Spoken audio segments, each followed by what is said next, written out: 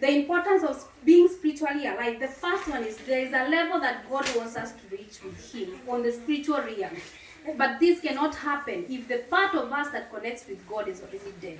So the first point that God wants us to know, brothers and sisters, is to be alive on the inside, and to resurrect on the inside, so that we are going to reach that level that He expects us to reach. There is so much in store for us, brothers and sisters. God has blessings, a lot of blessings for us. But there are blessings that we cannot get hold of if we are already dead on the inside. Doesn't matter how beautiful you are. Doesn't matter how well you speak, how much of a good accent or whatever American accent you have. If you are dead on the inside, you are nothing before God. You are like something sticky before God, brothers and sisters. So He wants us to reach that level, but we need. That's why it's very important for us to be spiritually alive. Now, number 2 is to be able. We need to be, the importance of being spiritually alive is to be able to exercise the spiritual authority that we have. In the book of Luke chapter 10 and verse 19, it actually says, Jesus gave us the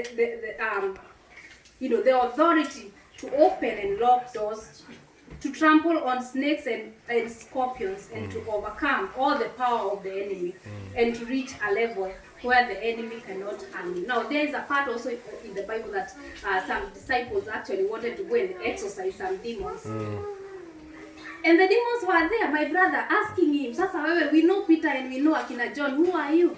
There are some of us that will try to go and condemn the devil. You are there praying overnight and saying, devil, I curse you, devil, you have no power. But you are not, the devil is just there laughing at you, because inside of you, the part that controls and takes authority over the enemy around you is already dead. So the importance of us being spiritually alive is so that we will be in a position to exercise that authority that God has given us. Praise the name of the Lord. Amen. Now, the third one and the last one is actually to be ready, so that we'll be ready for the second coming of Jesus Christ. Remember in the book of Matthew chapter 25, you'll go home and read. And there's the parable of the 10 virgins. 5 had oil, 5 didn't have. So being spiritually alive means that you have that oil that keeps you going, that is waiting for the Lord, the second coming of the Lord Jesus Christ. And it's not just that. I know that one day, one time, this Christ that we serve will come back. But the question is, are you ready for Him? How can we say that we are ready, brothers and sisters? And there is no difference between us and the people of the world. Being alive on the inside helps us to be ready. Have you ever sat back and thought to yourself, if Jesus comes back right now, where would I go?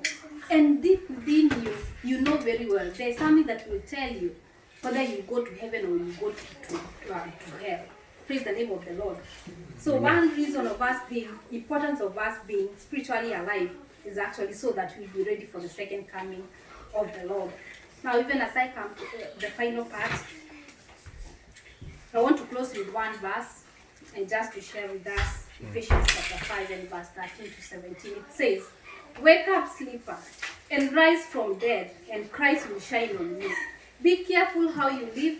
Do not live like ignorant people, but like wise people. Make good use of every opportunity you have, because these are evil days. Do not be fools then, but try to find out what the Lord wants you to do." Praise the name of the Lord. Amen. So it was all about us waking up, not on the physical. You could be here, you are not sleeping, you are not in bed, but you are dead spiritually, and you are already asleep.